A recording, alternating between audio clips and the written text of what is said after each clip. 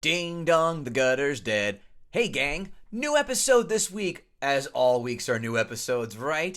Gutting the Sacred Cow, proud to present our live show coming to you March 26th, Kerasotes Movie Theater in Secaucus, New Jersey, which is 10 minutes outside Manhattan. And of course, Bill and Joanne, our favorites, are going to come back and do Office Space. Wowzer. 90s cult classic film Under Fire. Here we go. Tickets on sale at eventbrite.com and then search for Gutting the Sacred Cow. And promo code, I'm not going to tell you what it is, but here is a hint. It's a phrase we always use. Make sure the phrase is all one word. Don't space it out. Promo code for 15% off. You figure it out. Ready? This week, we brought back Don Jamieson, who did Matrix and gave it a 0, and then Die Hard and gave it a 0, returns to do Leaving Las Vegas. Without any further ado, here's Don Jamieson doing Leaving Las Vegas. Drugs to the left, hookers to the right. Kevin Israel, name that film. I know I should know this one, but I can't. I'm not going to pull it. Don Jamieson is throwing up his fingers here. I think Don he knows what's going on. Don, what's that film? Oh, I have no idea. I was just trying to bag on Israel, but it's not Reservoir Dogs, obviously. Nope. No, it is not. 1984, a little classic film called Bachelor Party. Oh, I love Bachelor Party. Who doesn't? Drugs to the left. Nick the Dick. Too easy. Kevin and Goatee. Tony Katane's young, gorgeous, exposed breasts. She was. That's right. That's right. In the bathroom scene. Yeah. When R-rated comedies were, gratuitous titties and just who gives a shit. Kevin Goatee, Kevin Israel back. And my favorite scene, by the way, of that film is when Hanks is just taking a home run swing to every tennis ball, because that's what I do. And my parents in Naples, and they hate that. We're back with Don Jamieson, folks. Don, what's up, buddy? How you been? What's going on? Well, thank you for having me back. I appreciate it. It's my third appearance, and certainly winning an award for one of my takedowns last year. Yes. Definitely kissing my ass definitely helps get me to come back on the podcast. And I hope I don't let you down tonight, although I'm not quite as enraged about my choice. But I do feel very confident about it. Don has the dubious honor of being the only guest to come on and give, one, but even 2 zeros to films that he hates. If that's not unfiltered vitriol, I don't know what is. I mean, again, we just had the last guy come on and he goes, Jaws, hate it. 5. I go, that's not really hating it. That's being mildly upset, like you're stuck in traffic for more than 30 minutes, kind of upset. That's not hating. Yeah. Don comes on, The Matrix sucks, Die Hard sucks, 0. Yeah. Love it. Yeah, I definitely had anger management issues after I did those 2 episodes.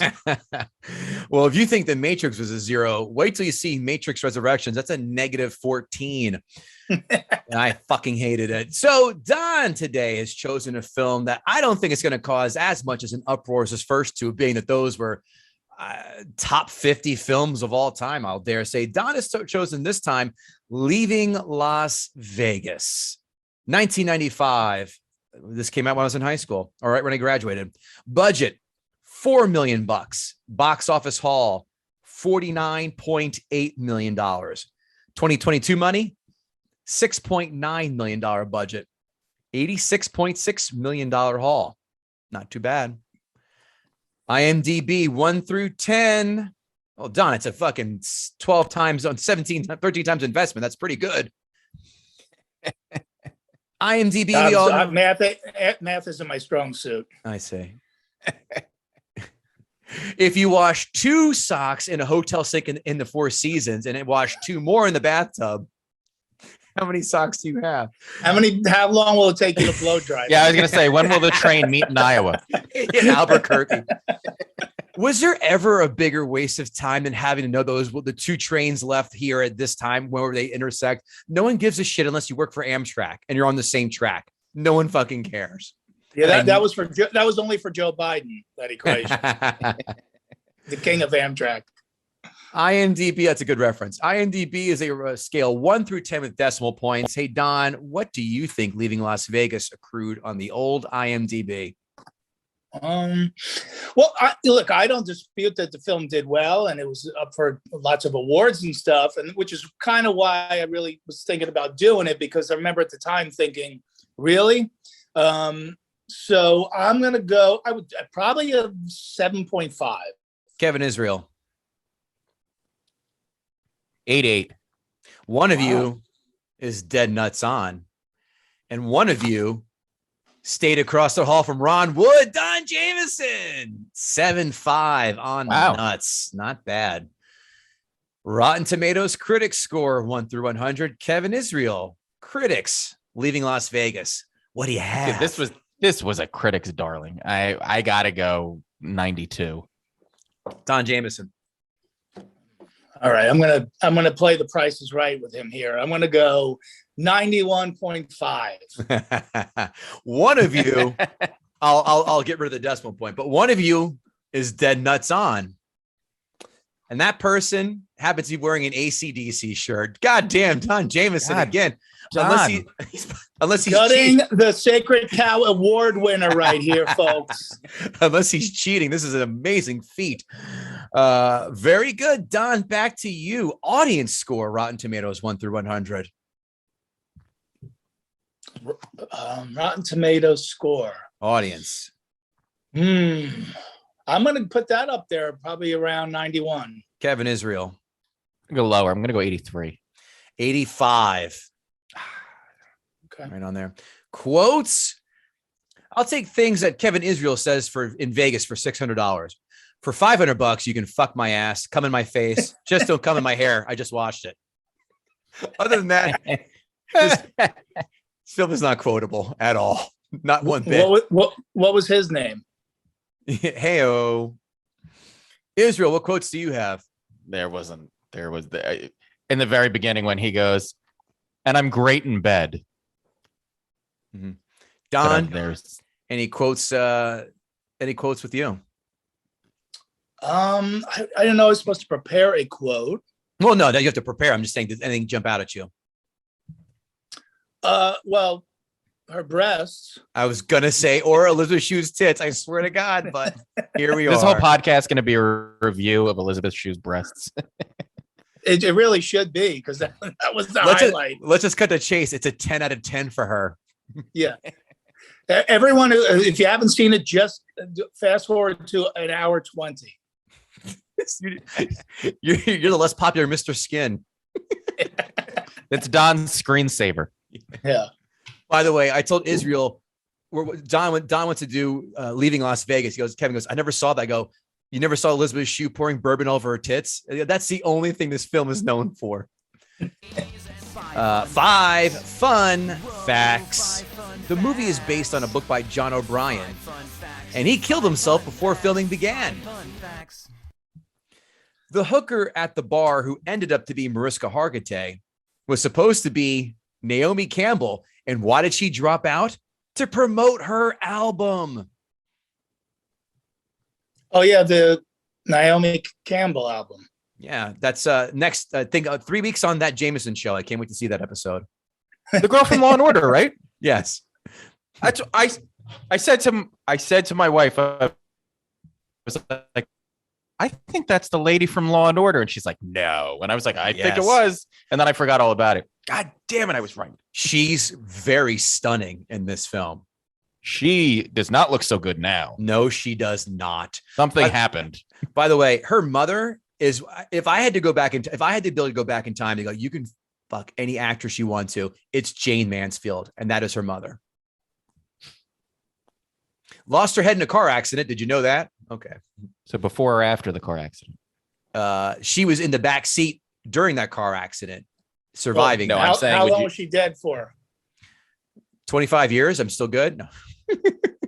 She's still my favorite. So when I go to Vegas, I stay at the Cosmopolitan, and they just took this down. It was a huge blown up picture. You've seen it a million times. It's the one where James Mansfield's at the table and her tits are blasting out, and Elizabeth Taylor, or sorry, so Sophia Loren is giving her the bitchiest side eye. Yeah. I want that for my fucking basement when we get a house. Such a great picture, isn't it? Though, and her tits. But you know what? The story behind the picture apparently isn't as bad as what this picture. And I can't remember what it was, but it wasn't what it looked like. Apparently, she said something, and that's why she was looking at her like that, not because her boobs were falling out of her dress. She's amazing. What did your nipple say to me? The hook. Oh, sorry. A well-known drink manufacturer demanded their labels be blocked out and paid to have them blocked out because they did not want to advocate a film where a man drank himself to death. Nicolas Cage decided to star in this film partly because of his miserable experience filming the 1994 comedy box office flop Trapped in Paradise, stating that he wanted to get out of the sun and make a serious project after that one. Never saw it. No one did, apparently. When Ben pawns his watch, he remarks, $500 for a 93 Rolex Daytona. Such a watch starts at a minimum $20,000 used. I said to my wife, I was like, I think that's a $25,000 watch. No. And now it is time to go to the audience and find out what's been sitting in their craw. I should have pulled this up instead of sitting here gabbing away with you two lads. I like the concept of the liquor companies paying them to not have them promote them in their films. It's kind of like being a comedian and you go do all these TV pilots and none of them get picked up. Right. And eventually just like, the industry is basically paying me to stay off of television at this point. That's called a development deal. Yeah. Let's go to Ask a Gutter, where we have our fans write us and ask us to ask our guests questions for the taping. Tonight's episode has, I'm stalling here. Why are you trying to get a new computer? Don from Taco Shirt Krillin, what is your favorite game to play at a casino? I don't gamble, so I just like to mess with people who are gambling. There's nothing better than fucking with people who are losing their kids' college education money.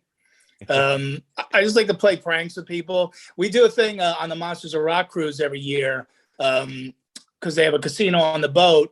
And so they decided they were going to let me and Kip Winger walk around with live mics and basically insult people for 2 hours while they lose money on the boat. So that's probably my favorite thing to do is, be an asshole with Kip Winger on the ship. I can't imagine. What smells worse, do you think, Kevin Israel? Comic-Con or the Monsters of Rock cruise at sea? Oh, my God. That must be a sight and a smell. You know what? No one's bringing aboard that ship? Deodorant. Or only the MILFs. Yeah. What's like that's a question. On a 1 to 10, like I can only imagine it just be messes upon messes get aboard for those things. What is it? Is like the 5, the high water mark for a gal to come on these things? And a dude, I should say too, I guess.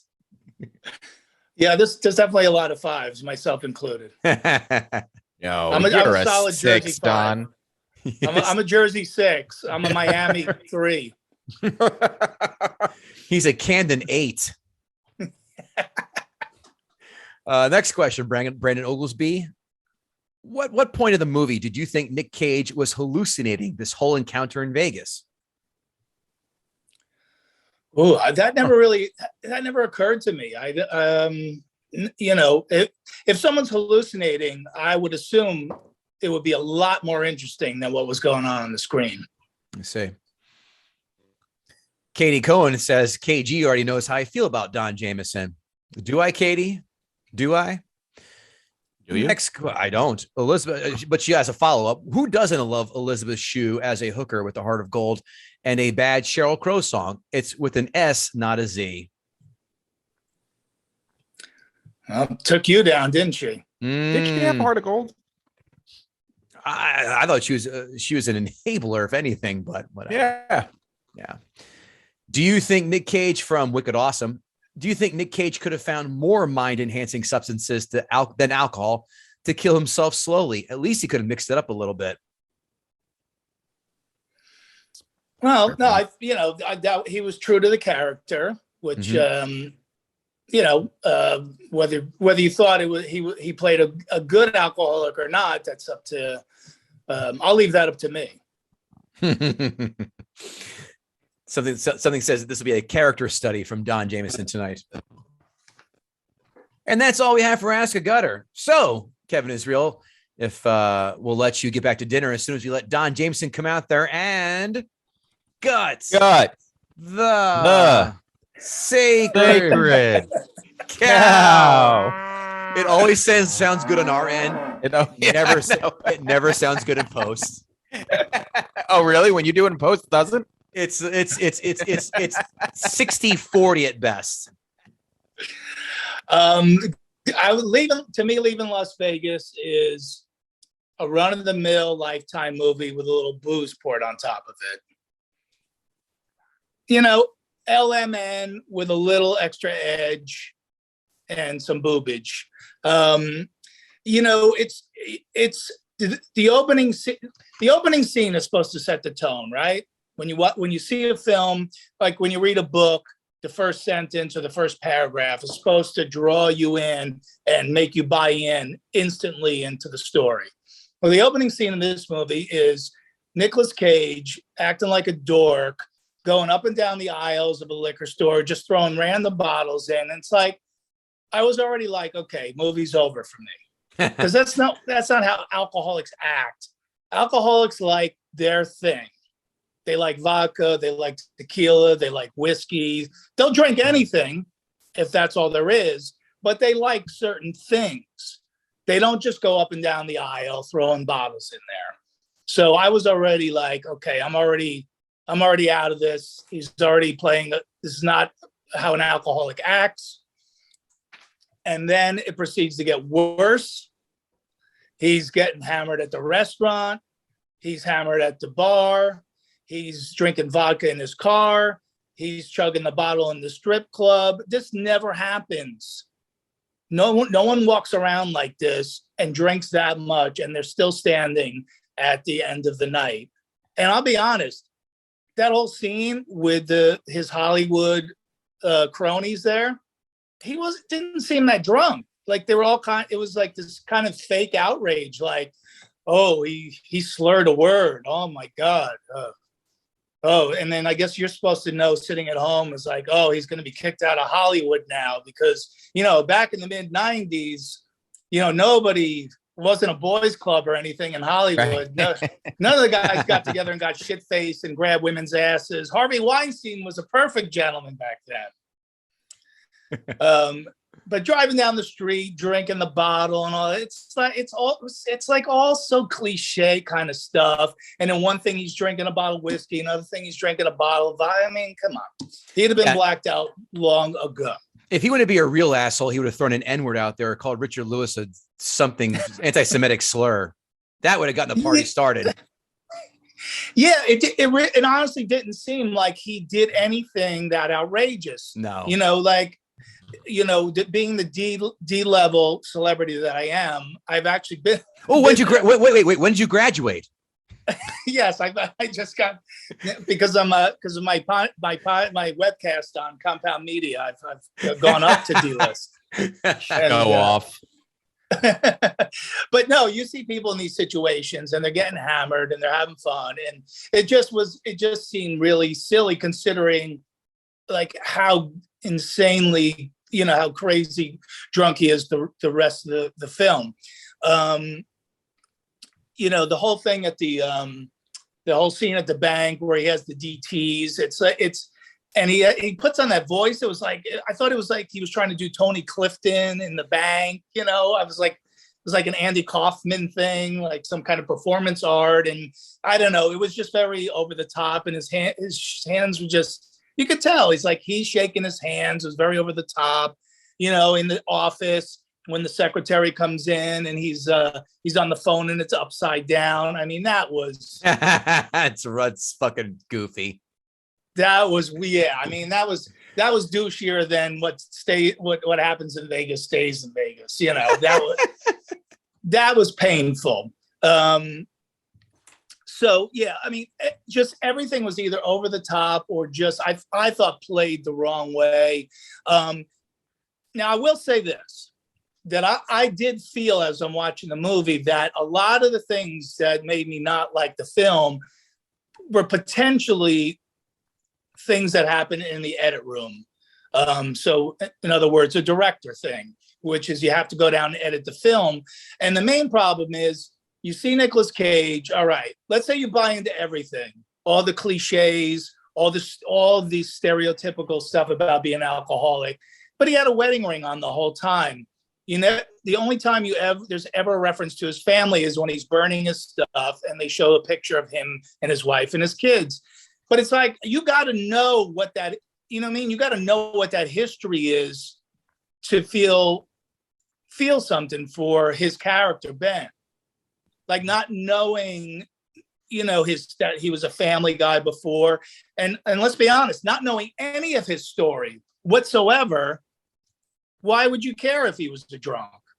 Like, right. What were the circumstances that led him here? What were the circumstances to make this guy abandon his family and his children and become this, you know, was it being in Hollywood and going to parties where it's obviously everybody, you know, partakes and overindulges? Is it that, or was his family alcoholics?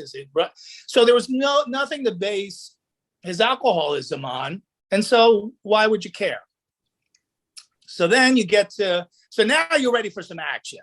Right. Here's Elisabeth Shue, smoking hot. She's a Jersey 15, right? She's having a threesome and you don't even see her breasts. Very disappointing. You know, she's having a lesbian thing with the girl. Her boobs don't pop out. So I'm like, oh, come on already. Let's, you know, throw Donnie a bone here. All right. I'm not enjoying this. I thought you were going to help me out here. He goes to Vegas. He runs into her on the street. And that's another one of those things that's like, what a cliche that's like a Hallmark movie. You know, when the female vlogger leaves the big city to go write a vlog and make a blog about, you know, a little Christmas town in the country. And the first guy she runs into is like the hottest guy in America. And he knocks over her computer. And then, you know, they're going to fall in love instantly. Same kind of foreshadowing in this movie. The minute he runs into her in the street, you know he's gonna see her again. You know exactly what's gonna happen. You already know the end of the movie. I mean, Charlie Sheen has probably fucked 80,000 hookers in Las Vegas. Even if he tried to find the same one again, he wouldn't be able to. Right. But of course, Nick Cage finds her again. And of course, she's instantly attracted to him. Guy can't get a rod, but she wants him to move in the next day. Right? Has that ever happened to you, Kevin Goatee? Listen, usually that's better for them if you don't get a boner. It's like, oh, he just want to fuck me all the time. I don't have to be on guard. But that doesn't happen. I've never been with a girl and I had a soggy 6 and I tried to thumb it in and she was like, that was awesome. Come back tomorrow. Thumb it in. Thumb it in. Like he's in Demolition Man. Please move in with me. No, come on. Where is Mrs. Where is Mrs. Jamieson right now? Let's tell her to come on camera. There is no Mrs. Jamieson, and for very good reason. But, as he was screaming, I got laid on the tour. Great point. Well, that was off camera, but thanks for bringing it on camera. I have to edit that out. Everybody knows I wash socks on the road and get laid. I didn't think Elisabeth Shue was terrible as a hooker, but I mean, that was her in her prime, man. I mean, the thing that bummed me out about it is like she never looks worse during the film. Like she gets hotter during the film. You know, they try to pass her off as like this heart of gold, you know, hooker, but hardened by life. But every scene, she looked like an angel, you know, and she was never drinking, never doing drugs. I mean, let's be honest. That's what hookers do. They drink and they do drugs. And she was doing none of that. I mean, it's what she looked like she did in Adventures in Babysitting, but it doesn't work in Adventures in Prostitution. Oh, stop it. She was 50,000 times hotter here than Adventures in Babysitting and Karate Kid. This is, but I'm just saying, woman with versus the wholesomeness, she was just too wholesome. Right. I agree with that. Yeah, and really, as the movie went on, she almost seemed to get even hotter. But I just found Nick Cage, like, he was a worse addict than Ben Stiller was in Permanent Midnight. See, that's when you guys won't even get. I haven't seen it. I just know about that being written, but I haven't seen it. I heard it's a shit show. That's why I laughed. And no hooker's gonna stay, even though you're not gonna pay her. No hooker's staying in the room overnight. It was a Hallmark movie kind of thing where she fell in love with him within 30 minutes. That never happens. The other funny thing that goes on through the whole movie: bartenders, cab drivers, everybody has advice for him. He's in the cab and go, well, looking at you, I would say you better quit drinking now. Nobody's saying that in Vegas. No cab driver, no bartender. They're just like, another drink, sir. Yeah. Another drink. Cab drivers are not trying to get you to quit drinking. They want you to drink more, because then they go, hey, for another $20, I can hook you up with a good hooker, or I can get you, some good oxy over here at the other side of town. I'll take you over there. Or take it to a strip club where they get a cut of whoever they bring in there by saying, take this flyer, go over there to fucking, Olympic Gardens or whatever. Yeah, exactly. Then he's in the hotel. It's the same thing. He's got 50 types of booze. That's not what alcoholics do. Alcoholics try to hide it. Alcoholics hide everything and try to act normal. They don't just put it all out there. I understand he was on his way to kill himself and all that stuff, but didn't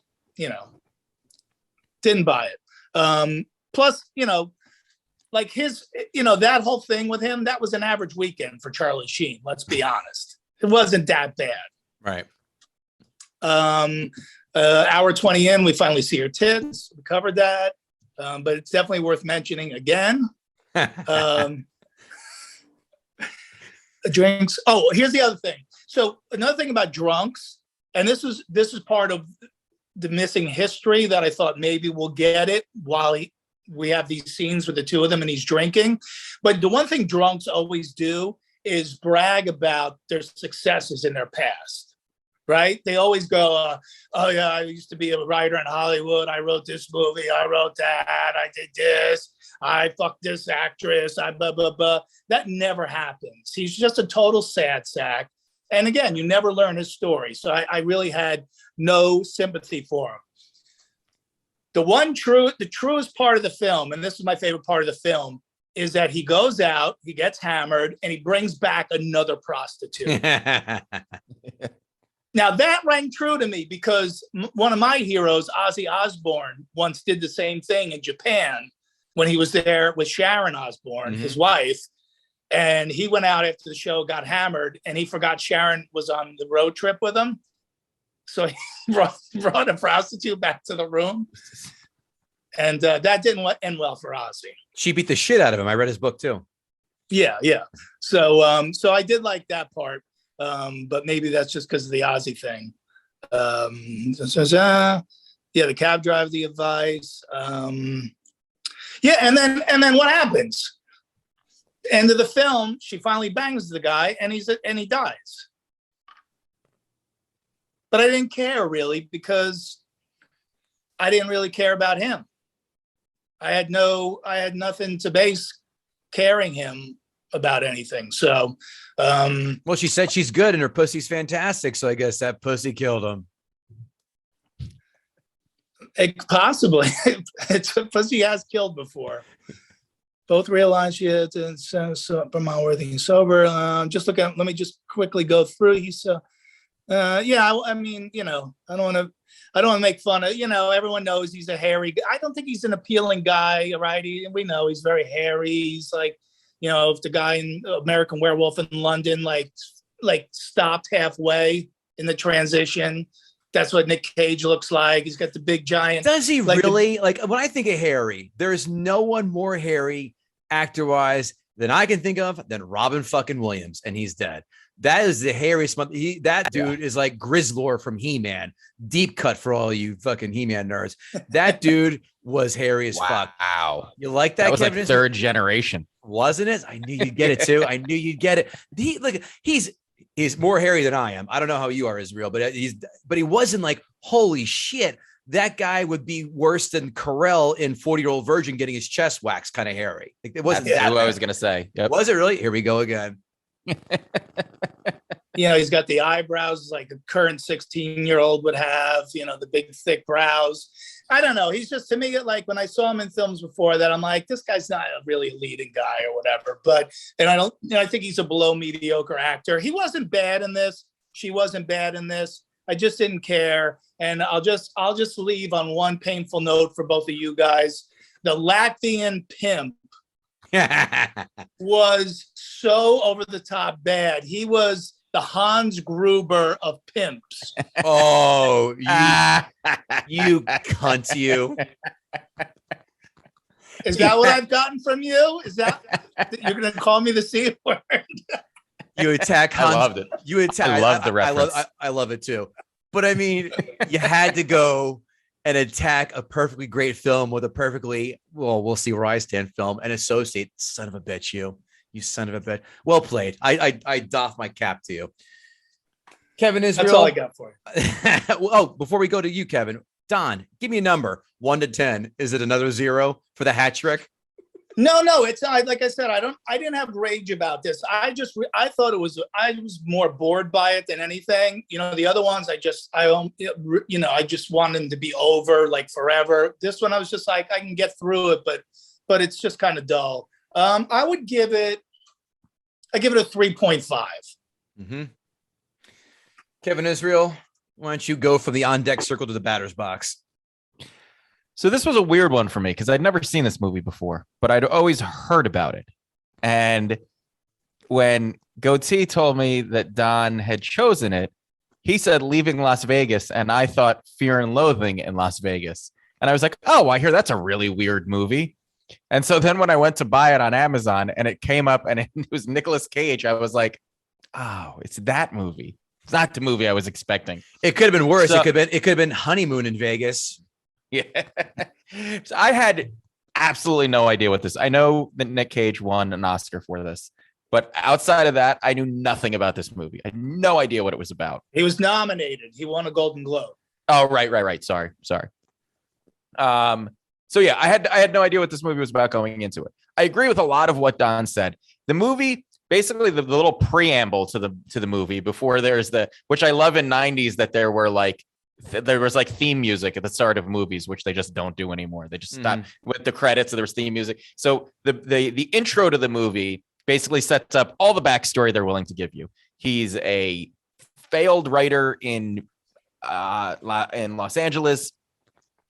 Shit goes bad for him. He's kind of on the outs and he ends up losing his job. And he's clearly already, falling down the spiral into alcoholism. And that's it. That's all you get to know about him. And his wife left him. And they do show that weird scene with the hooker licking his ring off his finger, which I was trying to figure out if she was going to swallow it or not. Cause I was like, do you have to pay extra for that? But so that's it. So then he goes out to Vegas and then he just starts drinking himself into oblivion. This was such a weird movie for me. I barely took any notes because I was really, I was kind of taken with the movie, and not necessarily because I was enjoying it. It's a very depressing movie to watch. Don't watch this if you're in a bad mood, or you had a bad day, or if you're trying to bring yourself up from something. It's a really depressing movie, and it's not much of a movie because there's not much of a plot. Just things happen, and it's just about this guy just falling into this spiral of alcoholism. The whole thing with the pimp, the Latvian, wherever he was, pimp, that was so weird because it felt like that's like, so Nick Cage runs into the guys who end up killing him randomly and I guess that's supposed to be some there's some meaning behind that I didn't get.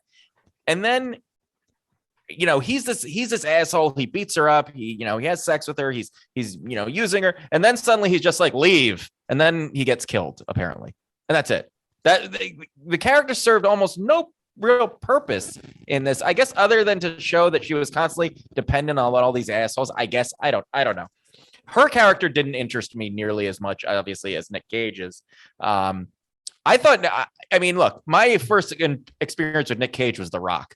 So, and then, it was The Rock, then Face Off, then. Wait a minute. Wait, you don't recall him from his best film moment ever in Fast Times at Ridgemont High while serving burgers? Yeah. All right. So that was my first experience with Nick Cage. But it was The Rock, it was Face Off, it was Con Air. Those are, those are the Cage trifecta, and which he's pretty much the same person in all three of those movies. And then you see this and it's like, oh wow, he could actually act. Like, yeah, it was over the top, I guess. But we had a buddy in high school whose father was an alcoholic and was dead on like Nick Cage is in this movie. He was really likable at some time, and he was like over the top charming, and he would say these crazy things. And we were like 14, and like it didn't occur to us what was wrong with this guy. I would just always be like, we always kind of looked forward to seeing him because he'd say like weird shit. And then like years later, we were like, oh, he was a terrible alcoholic. But he was also just like that. That was the only way he was. And I don't know a ton of alcoholics, thankfully, but I would imagine that you're one kind of alcoholic. You're either like the violent alcoholic, or you're the overly like nice, like gushing kind of alcoholic. Nick Cage was every kind of alcoholic in this movie. At times he was like over the top charming. At times he was violent. At times he was like falling down. He was every kind of alcoholic. And I don't know that that's how it works, but I could be wrong. But I do think, hey, Kevin, can I just jump in real quick? Sure. Where did you find him charming? Because I agree with you. Like, you're right. That is a part of it. But I didn't see any of that at all. Like, even when he was at the bank, when he comes back later to the bank, the second time after he was shaking and the woman was like kind of creeped out by him. And when he comes back after a few cocktails, that would have been an opportunity for him to be charming to her and her kind of go, oh, yeah, I like this guy. He's kind of cool. And you're right. I mean, I think you saw bits and pieces of him being charming when he was interacting with the hooker, and he was like, he got into that almost like theatrical type character where he was like, and I don't know if I would call it charming, but I'd call it maybe more amicable of a person. But the bank scene, and it's a great point. That scene where suddenly he's like, I don't know what he was like, directing a movie, looking at that girl, saying all the stuff he would do to her, and it was going back and forth. And I was like, there were so many points in this movie where I was like, I'm not smart enough to appreciate this movie. There's clearly stuff going on that I need to find out. And then I did a bunch of poking around afterwards, and there really wasn't a lot of meaning behind the movie beyond this is what happens when this is when you fall apart. Like, it was written by a guy who was an alcoholic. It wasn't necessarily about him, but it was motivated by his experiences. And it was just about, two lost souls who were codependent. She couldn't get out of being a hooker and he couldn't get out of being an alcoholic, and they found each other, and then he dies. And that really is all there is to the movie. And while I think I was entertained by his performance, the movie itself, there just wasn't a lot to it, And then to Don's point, you don't find out a lot about him. You don't know anything about him, so you can't really be invested in him because he's already kind of a piece of shit in the beginning of the movie, and you don't know how he got there. And then the movie ends, and it just ends with her monologue, and she doesn't say he dies, but clearly he does. And you're robbed of that moment sort of too. I don't know if he died while she was fucking him or what, but you don't get, there's like no closure. And I guess that's sort of the point, that you don't get closure in these kind of situations. But I felt so weird about this movie because I didn't hate it, and I enjoyed his performance, and it made me think afterwards. And watching a guy just spiral like that throughout for 2 hours was a lot. But I just don't know how I felt about this movie. This was such a weird movie for me, and I feel like I should have seen this back when it first came out, and I was so far behind the pack and in seeing this, fucking 30 years later. But yeah, it was just a weird movie. And Don, you make a lot of great points. And I just don't know how I feel about it. Thank you. Well, I said, because you see like a movie like Pretty Woman, right? That's completely over the top. That's a fantasy movie, right?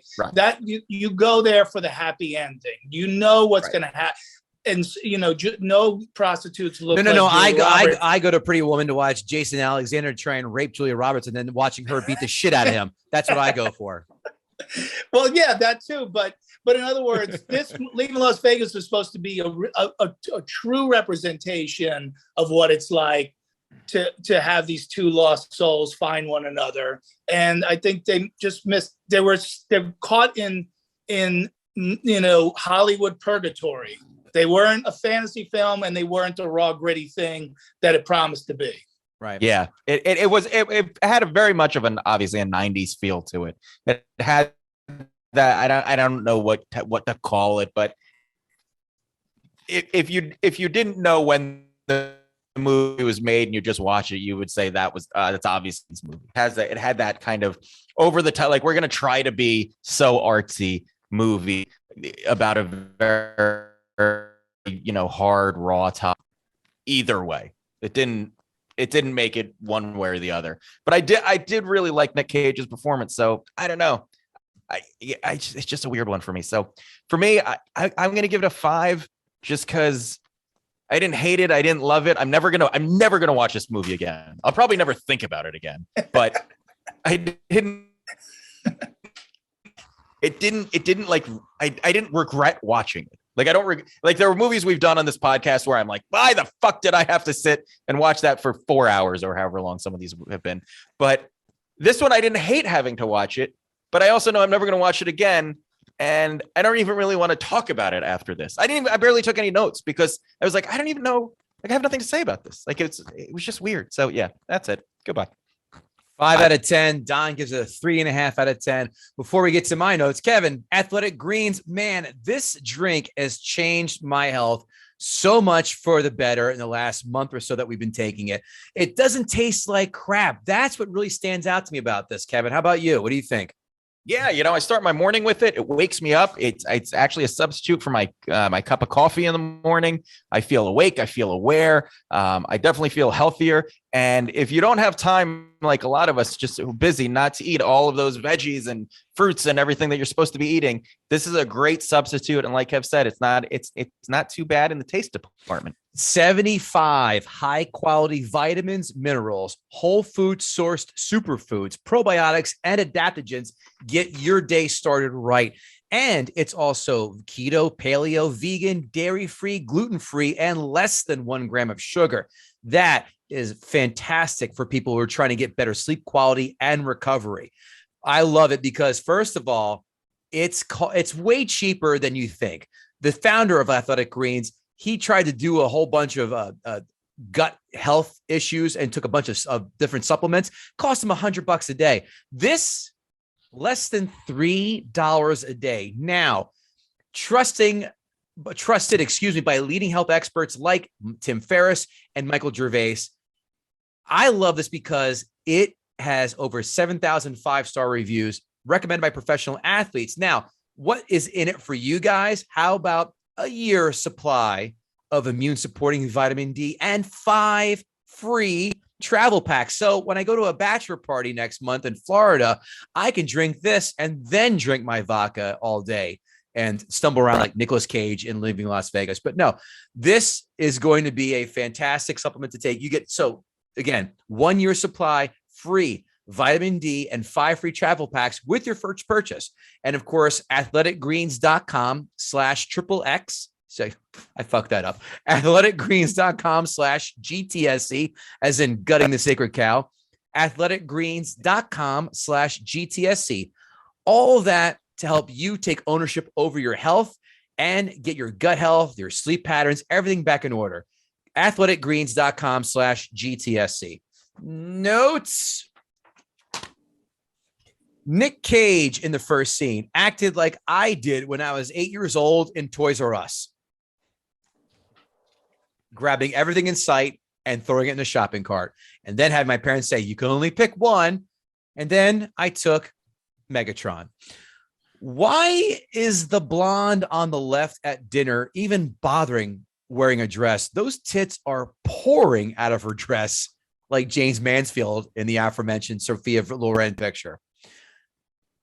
Nick Cage is like every dude at the club on night one of their weekend Vegas trip, and I'm as guilty as charged as anyone else. I've never seen anyone stare down a cop that much without getting pulled over, let alone even a white guy. When Nick Cage told the bartender to 86 him if he wanted to, I said, let me look that up because I worked in a restaurant. I don't know about you guys. You guys ever work in restaurants? Yes. Yeah. So you heard 86. Oh, 86 mozzarella sticks, 86, quesadillas, 86 at Hostess who put on 25 pounds from an unwanted pregnancy. I looked that up. Here's where I didn't know for Don too. I was told there are several different origins for 86. Twofold. I found that were most interesting on an old school pound, touch tone phone or rotary phone. The number 8 had the letter T, and the number 6 had the number 0. TO was the Army code for throw out. And this one, right? You thought that was a fun fact? Check out this one. Chumley's. That was super fun. Wasn't it? Yeah. The sarcasm is so thick. Chumley's, a bar located at 86 Bedford Street in New York City. To survive back during Prohibition, many speakeasies had the police on a somewhat of a payroll, so they may be warned of a raid. In the case of Chumley's, it is said that police would call and tell the bartender to 86's customers, which meant that A raid was about to happen, and B, and 2, they should all exit via the 86 Bedford door while the police would approach the entrance on Pamela Court. Wow, you went deep. Top 2 searches in Google. That's all I did was copy and paste, baby. I got more important things to do. Who the fuck is carrying around a micro cassette recorder except Nick Cage, Van Wilder, and Kevin McAllister? The ongoing jazz music is beyond overbearing. I got sick of that real fast. It drowns out dialogue and the mood quickly and overbearingly, as I said. I go to Vegas every year, used to go twice a year. Now it's just once. That opening aerial panning, sweeping shot of the strip, I saw 2 to 3 hotels that are still in business. 26 years later, Vegas has changed a lot. Allie with an I is much better as an older woman. Holy shit. Did you guys realize who Elizabeth Shue approaches at the bar for the convention talk? That's Gunnery Sergeant Hartman from Full Metal Jacket. I got a kick out of that for sure. A jelly donut in your pussy. I've been to Vegas at least 25 times. I've been approached by a hooker 3. For those of you keeping score at home, I guess I have the fuck off hookers face after 25 kettle and sodas all day. Don has a face for Groupon hookers at Vegas. That's my guess. And Binions, excuse me. Binions. Hookers must do more therapy than shrinks do, except hookers can give you chlamydia, but not a script for Zoloft. Here's my first problem with her as a hooker. That hit Don a little bit later. Okay. Here's my first problem. She didn't eye up his roll of cash and try and take it, not even once, like a true hooker would. Yeah, you could have rolled them. I have, and I told the story before this podcast, so forgive me. One of my very good friends got drunk, brought a girl back, banged her, doesn't remember shit. Oh, the next morning he wakes up, finds that his $25,000 gold Rolex and his $4,000 laying on the table side, gone. So he told me the first time I went, whatever you do, whenever you bring a girl back, you put the money in the fucking safe. I don't care if you're staying there naked with the boner and your condom on. You put all your shit, watch, wallet, everything in the safe and then go to town. Ironic. He washes socks in the sink. Hey, Ron, can I borrow your sink? I've got 4 pairs cooking in this one. I love how they have 4 aces as a painting hanging above Nicolas Cage's bed in a $26 a night motel room. A winning hand for a loser venue. That's irony. Just think, Elizabeth Shue is doing the same thing Melania Trump did 25 years ago. And look at her now, America. He's having a martini on a park bench and talking to a hooker, yet neither of the nuns tried extolling the virtues of Jesus to either of them. Someone's dropping the ball. Sarah with we're going to have to fact check your Melania Trump comment, by the way. We sure can.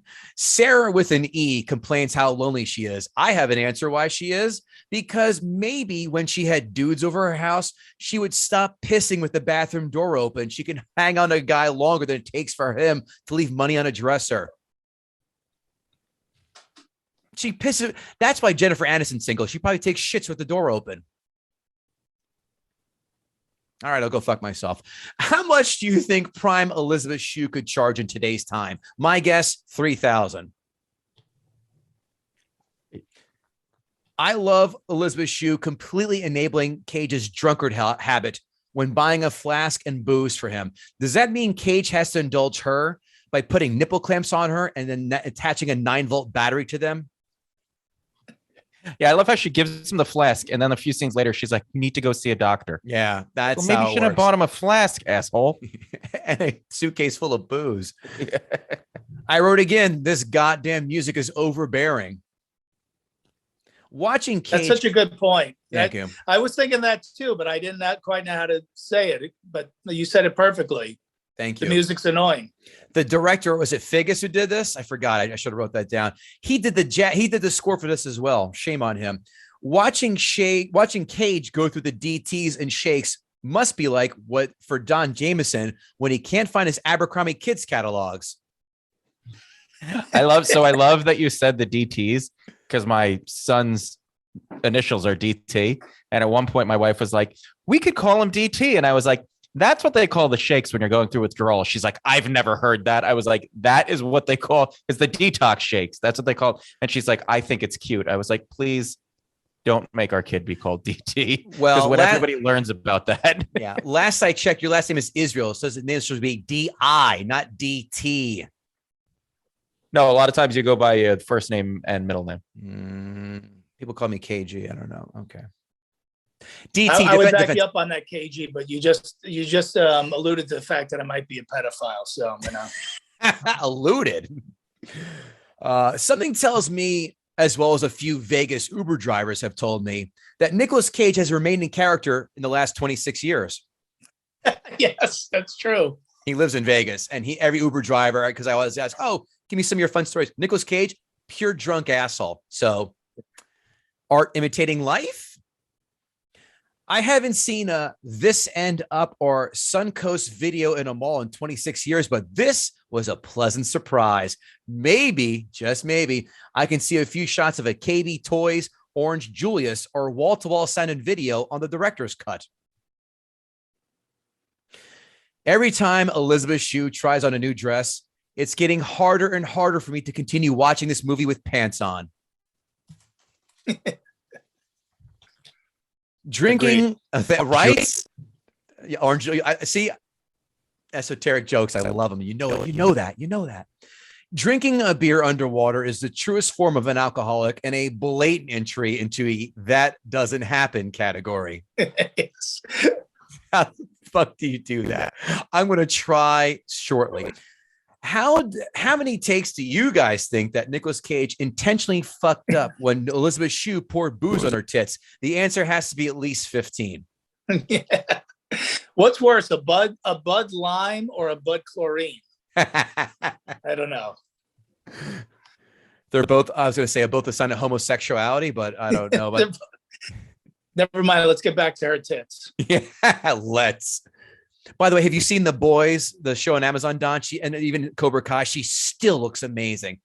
Even at 50-something, she's still... But how does Andrew Shue look? That's what I want. Very dead. Oh, he is? Did he die? I think he died. Was he swinging from a rope hanging out? Israel, Google that for me real fast. I think I remember reading that somewhere. Yes, sir. Sir. Oh, boy. You didn't click your heels and I didn't say Mock Schnell, so I'm sorry. Drunk Cage must be like a sober Cage right now in terms of personality. Hey, they say the apple doesn't fall far from the tree, but Mariska Hargitay falls pretty far from James Mansfield now. How about that? Nothing worse, and I repeat, nothing worse than going to Vegas and seeing a bunch of dudes with the same themed shirt for a bachelor party, but wearing your high school football jersey is worse than any t-shirt that says Mike's Last Hurrah.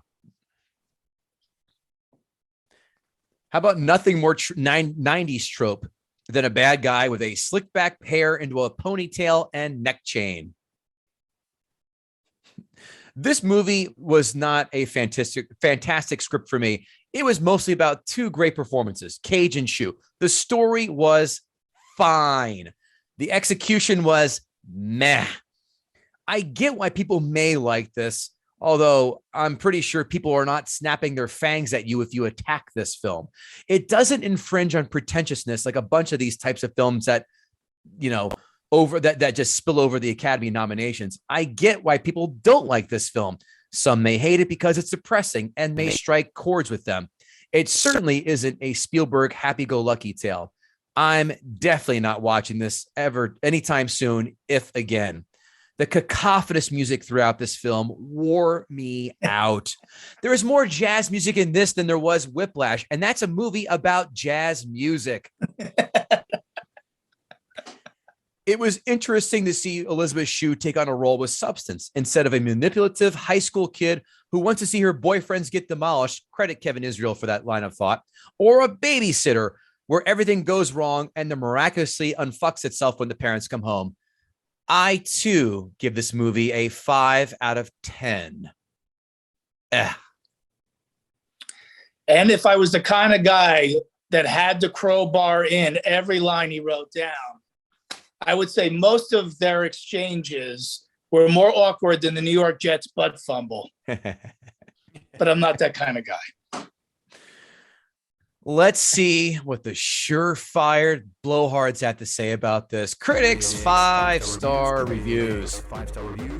This movie was like watching a car crash in slow motion. You knew there was going to be a crash, but I just wish it would happen already and not have to spend 2 hours getting to the impact. That was a 5-star review. The fuck? Dark and giddy at the same time, leaving Las Vegas takes us into dreamy, intoxicated places no movie about an alcoholic has gone before. Have they not seen Lawrence of Arabia? Yeah. This film pulls no punches, takes no prisoners, and flies in the face of feel-good pictures. It's a relief when a film so dark refuses to preach, trusting the viewer to draw his own conclusions about the roots of America's self-destructed funk. By the way, they shot this on 16 millimeter film because the budget was so low. That's why it's so grainy. Yeah. Critics, 1-star reviews. It certainly has the courage of its convictions. I think this person really went to write was, it is what it is. An obviously safe, bland, over-pretentious reading of an ancient story, complete with the stock hooker with the heart of gold character. I didn't get that vibe with that. The hooker and the heart of gold. Because everyone wants to feel like they're smart, drawing a parallel to a film with a hooker. So every time you see a hooker, she's going to have a heart of gold. Depressing, dull, and dreary. Unfortunately, the movie isn't as a whole as good as it starts. In fact, it's a bit of a drunk itself, given to self-indulgent poses and poetic pretentiousness. I didn't think it was that pretentious, and usually this is the perfect time to do so. The film shifts from being morose to mean-spirited and brutal. No. What? Although it's funny watching Roseanne's sisters give them the old boot. Amazon 5-star reviews. Not for kids unless they drink booze. This movie shows the progression. That's great. I can't skirt over that. This movie shows the progression of alcoholism. It starts impacting your life and you lose your job. You keep drinking even more now that you don't work. Your hands shake. You get sick when you don't get enough. You plan your day around having enough to drink. And then you decide to drink enough to yourself drink yourself to death, even after a beautiful woman befriends you and cares for you. And then you get a show of compound media. Just kidding. You fall in love with her, but your body loves alcohol more. Guess who wins? My question is, did Joe Namath write this review after he said, I don't care if the team is struggling. I just want to kiss you. Thanks, Joe. Yeah. Susie Colbert will never be the same. I watched that live and I came very close to pissing my pants. Sunday Night Football, Jets, was it Dolphins? Chad Pennington was quarterback. I remember that. Yeah. Having Las Vegas in the title makes you think it is about a nonstop party, but it's very different. And I respect that there are a lot of Las Vegans who aren't vegan, but I digress. And cue the spitting tie and slide whistle. Not sure how to explain this movie. I guess I liked it because I have a history of drinking and come from the desert. I always found Cage to be a big goon in other movies, but he was impressive in this. So is Shue. I've re-rented this movie a few times over the years. Signed, Apache Chief, in ho Chuck. I have a history of drinking and come from the desert. Thanks, Chief Thunderbolt. I remember watching this movie years ago, and it was a good movie. Apparently, times change, and so do people, because I found myself bored. Again, that was a 5-star review. Now, time for the Amazon one-star reviews. Amazon made it to the 27-minute mark before I turned it off and resolved to never again subject myself to Nick Cage's eyelinered visage. What a waste of talent.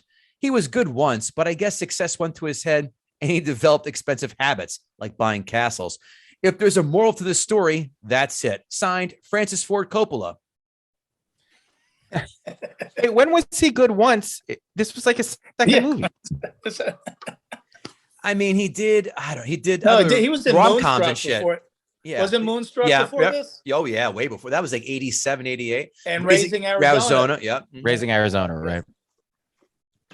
And the aforementioned Fast Times at Ridgemont High. Of course. This movie is unrealistic for the most part and stupid. I tried to watch it based on all the positive reviews, but had to stop at least 3 minutes in. Stepped away for a while, and I thought I'd try it again, but lasted about 20 minutes in when I decided to watch Teen Wolf instead, since that movie is more realistic. I want a keg of beer. He missed an opportunity for that one, guys. I don't know about you. Who's hairier, Teen Wolf or Nick Cage? Or his buddy Styles. Or the fat guy who was in Pee-wee's Big Adventure and Francis. And his line that will be immortalized from here to eternity. Ready? Look, it's Enrico Palazzo. That's the same guy. I cannot understand the hype or good ratings, and I can't believe I watched this whole movie, although I did walk away multiple times and would have turned it off. If you have to make it this far, you'll probably be disappointed as I was. Okay. Her husband kept watching it. I wonder if every time she walked back in the room, he's rewinding back to Elizabeth Shue pouring vodka on her tits and kept mumbling, Allie with an eye, Allie with an eye. This is the worst movie I've seen since The Florida Project. I liked that film. That was good. It's the kind of movie that only the drug-addled, hedonistic Hollywood community would champion. It's BS on steroids. The characters in this film are skillfully scripted as a dry riverbed is deep. You won't care what happens to them. You will just want to hurry up and finish whatever they're supposed to do. So the excruciating punishment of watching this film will soon be over. My favorite review is still the one that said, it's not for kids. Like unless your kids teenage drinking. I was partial to the guy who'd rather watch Teen Wolf. Watch this and you will never be the same. Nicolas Cage can rot in a goddamn sack. Excuse my French. I'm all over this. I'm over this crap. What part of the review was in French? That all looked like English to me. I hate when people say, pardon my French. That's so water cooler. Gauche. Yeah. Which is French. Look at you. Sneaky, clever girl. Kevin Israel, Did Don Jamieson gut this sacred cow? Yeah, I think he did. Yeah, he's kind of cute. I'll go on a date with him. I think the problem for me with this whole experience is that to me this wasn't that sacred of a, like, I don't know. I had no experience with this movie, and I still feel like I don't have an experience with this movie. So I agree with everything he said, and that it's not such a great movie, and I guess it's overrated for what people make it out to be. So yeah, for me, he got it. Congratulations, Don, on my end. Anyhow. Well, thank you. But also you got to remember, and this is why I really focused on this movie, was because the hype at the time, and look, anybody can go on Wikipedia or wherever and just see all the things it was nominated for. I mean, people were talking about, yes, Nick Cage, Best Actor, Oscar, it's locked. Elisabeth Shue, Best, actress. Like, they were hyping this up so hard to win all these awards, and they did win awards. But, that's where it really got me. It was like, okay, it's one thing if you go, okay, I liked the movie, I didn't like the movie. But they really made this seem like, yeah, this is the gold standard by which all alcoholic movies will have to stand by. You're right. I actually saw this in the theater when it came out, and I remember everybody falling over themselves. Oh, this is so great. When Nick Cage got the alert that he was nominated, he probably went, really? Like, yeah, everyone went batshit over this. Like, oh, again, social issue. Hollywood is all over it. Ooh, a drunk who drinks himself to death and a hooker. Incident. But it doesn't get nominated? Fucking Usual Suspects. Now that, my friends, is a true hate crime. All right. Finally said something that makes sense, Terry. It only took an hour and change. I agree. Don definitely got off his Oprah slide. And this, I'll give you credit. I will also say it did hang itself. I've said the same score as you, Israel. 5 out of 10. This does nothing. Again, the people who voted for this, when they go back and go, I firmly stand by my choice to make this the best picture, they probably would go, I think Braveheart was better. My 2 cents. Don Jamieson, you mentioned it before, so why not mention again? Where can the good folks find you, and what are you up to? Every Tuesday at compoundmedia.com, you can see That Jamieson Show. We talk rock, comedy, all kinds of fun stuff. Still have not been able to get the holy grail of all bookings, Kevin Israel, but we will get him in at some point. KG has been on and is, of course, always welcome back. And then just follow me on the socials. Come see me tell jokes sometime. And as always, and I truly mean this, I think this is really one of the most clever podcasts out there, and I really love doing it with you guys. Oh, thanks, Don. Flattery gets you everywhere, and you're right. It is the most clever, and thank you. Yes, we love having you on. We love having you on, man. You definitely have a hell of an energy. We love, we get along great, and we drink pretty well together too. And you pick great films. This is an easy hat trick, man. You have an open invite, that. So anytime, of course, you have shit to promote, just hit me up. The drill, and I'll see you Compound for sure for some long overdue drinks. Kevin Israel, how about yourself, sir? What are you up to? KevinIsrael.com for comedy dates and whatnot. Calendar's finally starting to fill up again, which is nice. And make sure to leave us a 5-star rating and a quick few sentence review on your podcast platform of choice. Kevin Goatee does the honorable work of honoring those reviewers who really stand out to us. And don't you want to be one of them? Don't you want to be singled out and told how awesome you are and how much we appreciate you? I think you do. So leave us a review and a rating, and that person could be you. Especially when you tell us that we mispronounce zeitgeist, which I don't know any other way. So please enlighten us. KevinGoatee.com, of course, for NFL picks, dates, all that other good stuff. GuttingTheSacredCow.com for articles. GuttingTheSacredCow@gmail.com if you want to advertise with us, or if you just want to drop by and say hi. GuttingTheSacredCow.com, of course, also has our merch shop. Like the shirts that we're wearing right now are on sale, as well as mugs, bags, cell phone holders, N95 masks, you name it. We've got it. Socks. That way you can bring those socks on the road to Don Jamieson and wash those in your hotel sink of choice. Yeah, somebody buy Don some I'm going to go right socks. now and drink.